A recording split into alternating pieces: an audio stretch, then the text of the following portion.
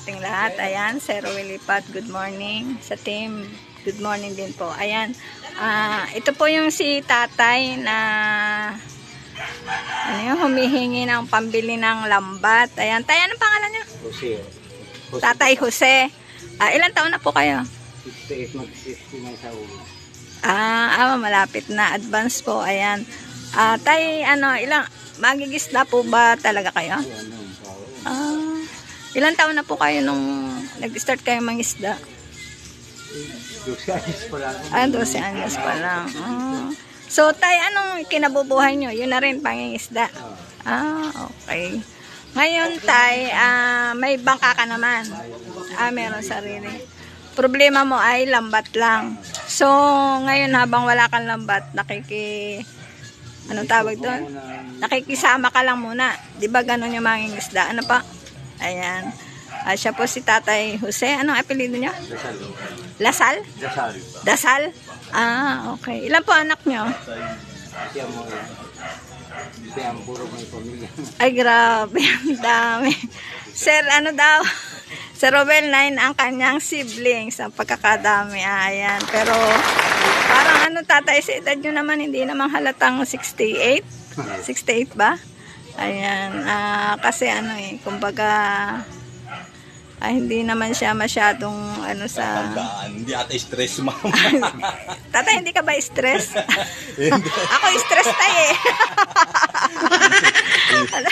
Si tatay hindi stress. Ayan, pinuntahan po natin at para po maipaabot na rin po yung kaunting tulong na sana tatay makatulong yung ibibigay namin sa inyo ha. At yun lang po ang nakayanan ng aming team. Ayan, at kayo na po ang bahalang pagkasyahin yun sa pambili nyo po ng lambat. Ayan. Tatay, nung isda ka, nakakailang kilong huli mo? Puri sa huli, may bisa. Hindi sa Dito rin po ito sa Naik, Naik. Dito po tayo sa Naik. At ayan, yung aming mga tinulungan iniikutan po natin dahil nandito na rin naman po tayo para makilala po natin sila ng personal. At ito nga po si tatay paabutan ng tulong mula sa Team Ruwilipat at lalong-lalo na kay Sir Ruwilipat. Ayan, ngayon tay, napunta kami dito. Kayon nga, may ibibigay akong pambili.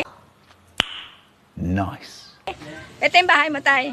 Pero hindi ako nakatira dito. Ito sa akin. Sa anak mo to.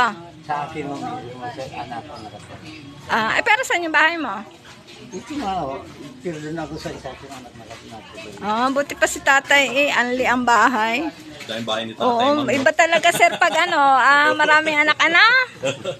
Dahil matutuluyan. Maraming kakainan, maraming tutulugan. Ayan. Ito apo mo. Sa apo namin. Ayan, okay naman yung bahay ni tatay pero hindi daw siya nakatira. Ayan, at anak daw niya yung nakatira din. Ayan, tay. Pagpasensyahan mo na ha. At ito yung aming nakayanan. At sana malaking tulong ito sa inyo.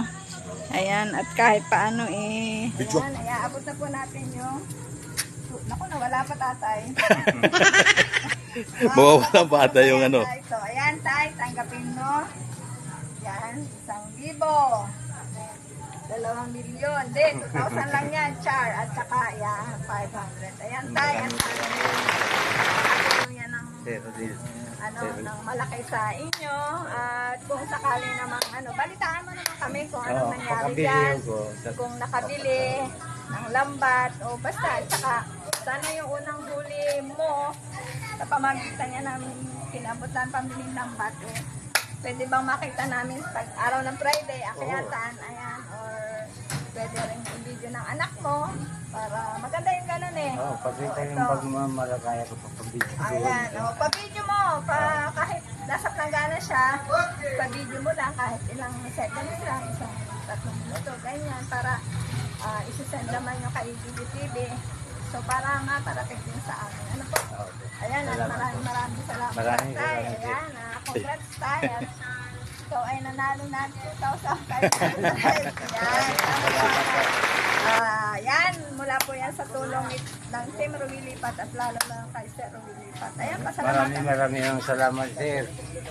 Sa tulong nyo. Kay Sir Ruel Lipat. Sir Ruel po. Ruel. Ruel. Maraming salamat. Ruel. At saka sa kanyang asawa, si Mangus Lipat. Maraming salamat sa inyo lahat. Masaya ka naman, tatay. Oo nga, halata naman sa mukha mo tayo. Eh. Parang hindi ka stress. Mas may stress pa yata.